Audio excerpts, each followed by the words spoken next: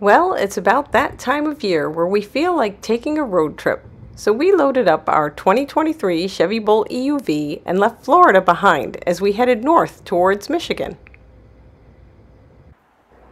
If you remember, we made this trip in reverse last March when we purchased our electric car from a Chevy dealer in Sterling Heights, Michigan, and drove it home to Daytona Beach. Back then, as brand new electric vehicle owners, our original cross-country trip was undertaken with a bit of apprehension and much range anxiety, but my trusty navigator, i.e. husband, had mapped a very effective route back then, and we made it home without any real issues. That said, there were definitely areas in our I-75 Michigan to Florida route where charging stations were nail-bitingly scarce. Fast forward to over a year later in mid-April of 2024, and what a difference a year made in the progress of America's electric vehicle charging infrastructure. We're happy to report that on this specific route, things have clearly improved. In this video, we'll go over the added charge stations in Florida and the ones in the States along the I-75 corridor.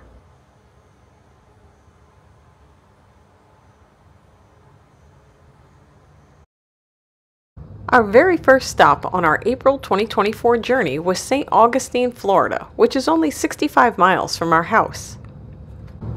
Slight left onto the ramp to World Golf Village.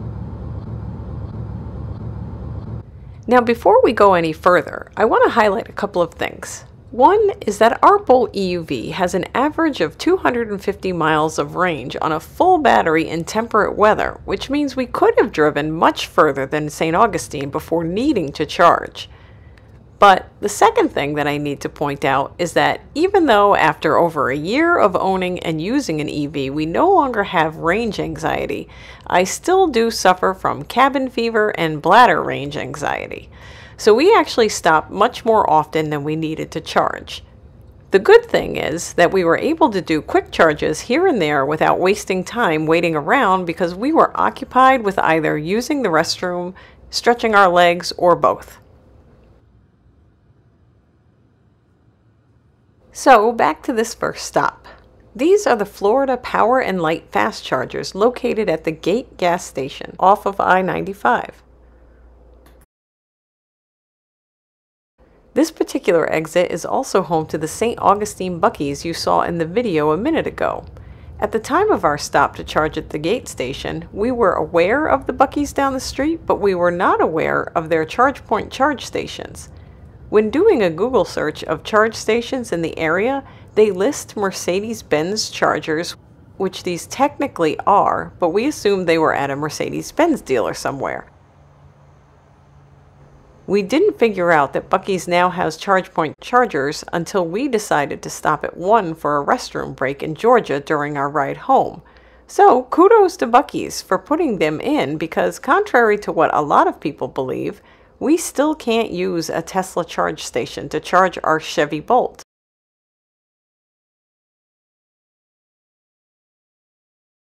And from the looks of things, we don't think we will be able to anytime in the near future either. This topic comes up later on in our trip too. Here is the list that my husband put together with all of the charging stations we visited in 2023. Including the 2 backup stations, this was really the extent of DC fast charging available on this route last year.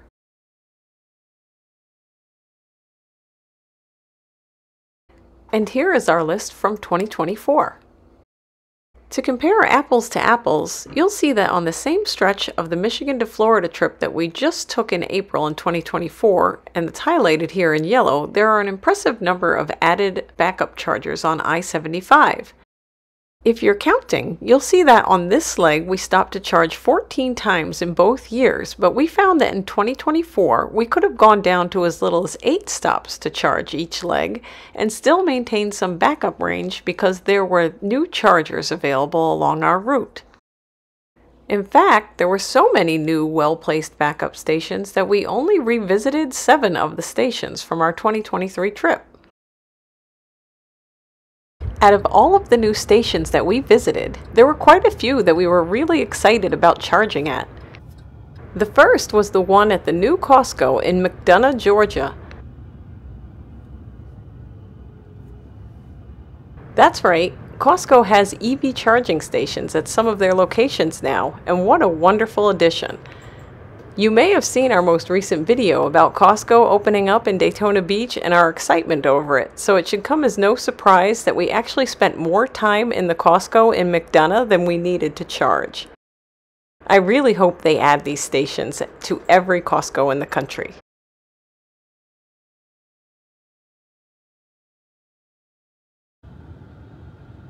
And of course, it was fun to be able to not only stop at a Buc-ee's to use their extremely civilized restrooms, seriously, they are the gold standard, but also to fuel up at the Mercedes-branded ChargePoint chargers. This Buc-ee's was located in Warner Robins, Georgia, just off of I-75.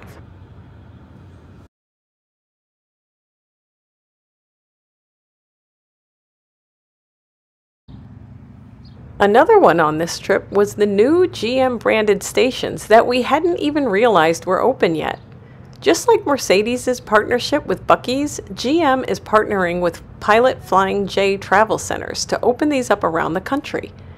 Maps Plus, which is the Chevy mapping app included with the OnStar connected vehicle plan, actually pointed out this one in Williamsburg, Kentucky on our drive up to Michigan. But we ended up going to the Electrify America station at the Walmart right next door because we wanted to walk around and buy some snacks.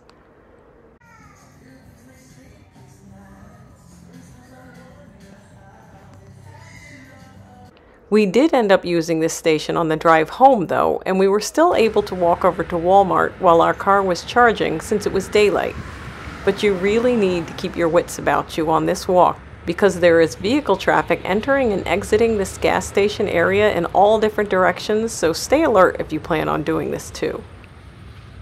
By the way, we use 2 of these GM stations, and I feel the need to question here what the deal is with the majority of the EV stations out there.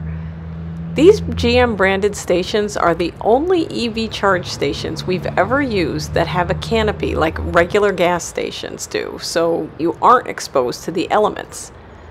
Yes, unlike with gas pumping, you can sit in your vehicle while you're fueling up, but you still have to stand outside to hook up and detach your car, so we hope to see new EV charging stations adopt this canopy model. Also, the super long windshield cleaner here was revolutionary, and it helps clean both the driver and passenger sides without having to go out from under the canopy at all. We only found this in Ohio though. They just had a regular one in Kentucky.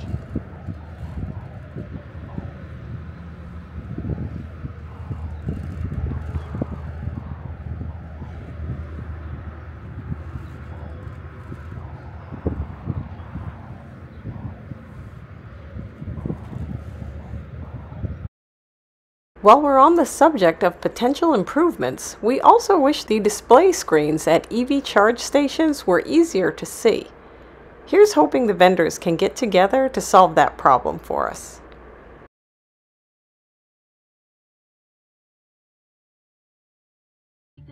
We knew that we were going to make this video, so we also did a little bit of what I'll call tourist charging here and there. We did one of our quickest charges at a ChargePoint charger in Ringgold, Georgia, just to scope out the location as a backup.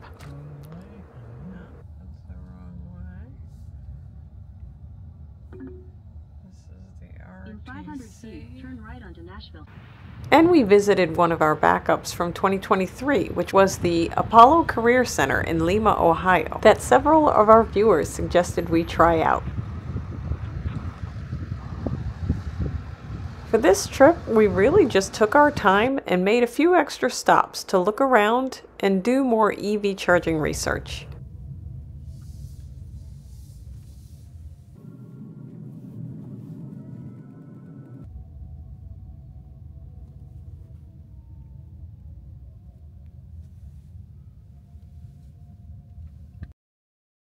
Now, if you're not like us and you want to get there as soon as you can, the Chevy app mapped our route, including the time needed to stop at the suggested charging stops, as a 26-hour and 18-minute ride. It's not that shocking if you consider that the same trip would take you 18 hours in a gas car only if you drive without stopping at all. Once you build in gas fuel ups and bathroom and food breaks, you'll probably get up to 20-ish hours, and while that's still a sizable difference, it's not that crazy considering we're working with a fairly new technology here. Our biggest personal takeaway from our recent cross-country trip is that we might not even have to plan ahead for our DC fast charging station stops in both Florida and Georgia if we're driving on I-75 because they are that plentiful at this point.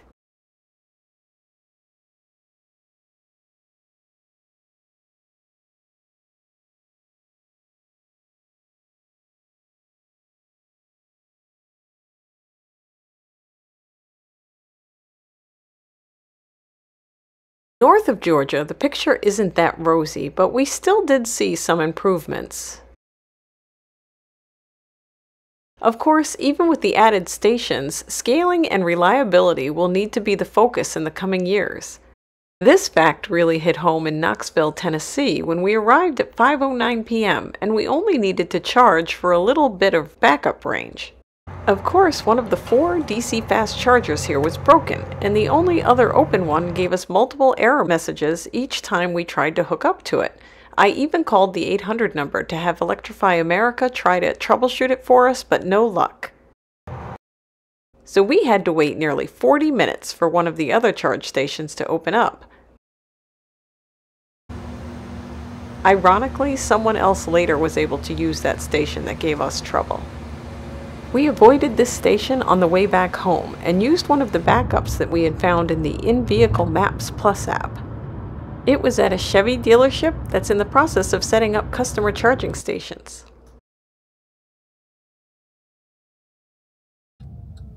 Even with the scarcity of fast charge stations north of Georgia on I-75, we do have to point out 2 much-needed additions to the EV charging network since last year.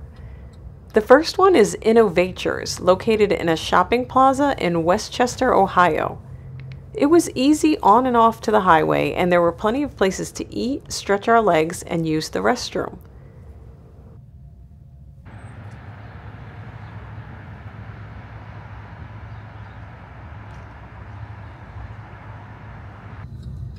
The second was a station called Red E, located at a BP gas station in Newport, Michigan. Remember last year when we were saving power by not running the heat and had to stop at a slow charger in Levis Commons for an hour just to get another 20 miles of range to get out of Michigan? Well, Red E solved this problem for us.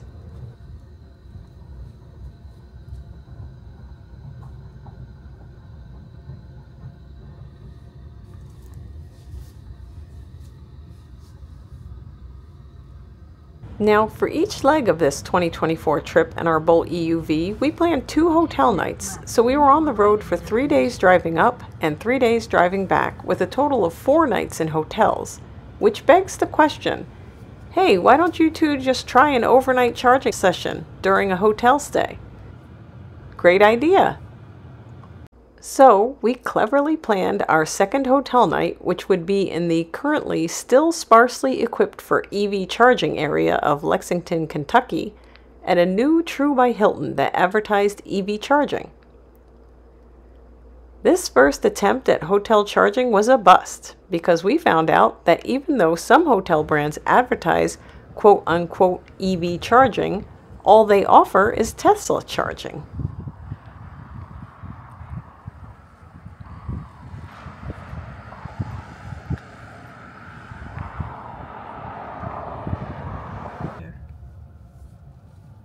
We had the exact same disappointing experience on the way back home when we stopped at a Hyatt in the Atlanta, Georgia area. I booked this hotel based on the fact that they had advertised EV charging, but when we arrived, we found out that they had plenty of Tesla chargers.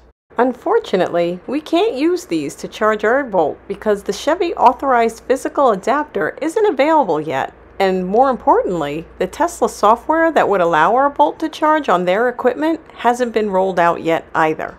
So, we still don't have any experience charging overnight at a hotel. I'm sure we'll make a video of it when we finally do.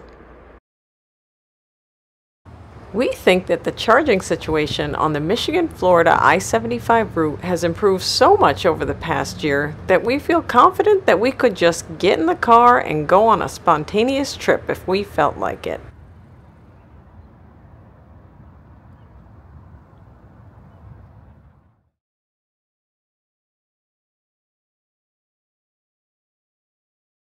We love our Chevy Bolt EUV, and we're still so happy that we switched to an electric car, especially since it feels like we're turning a corner in the adoption of the infrastructure needed for using an electric car for traveling across the country.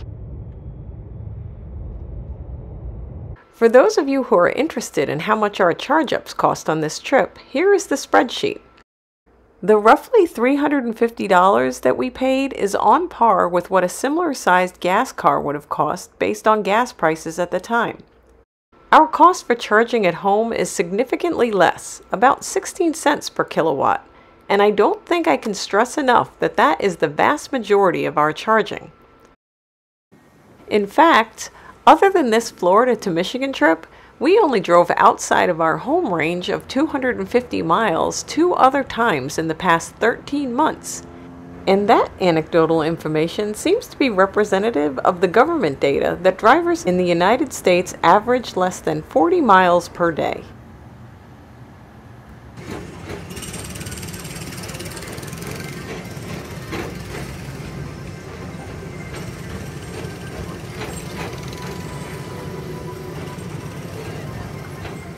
Thank you for watching, and if you found this video helpful, please give it a thumbs up and subscribe to our channel for more Paradise Today.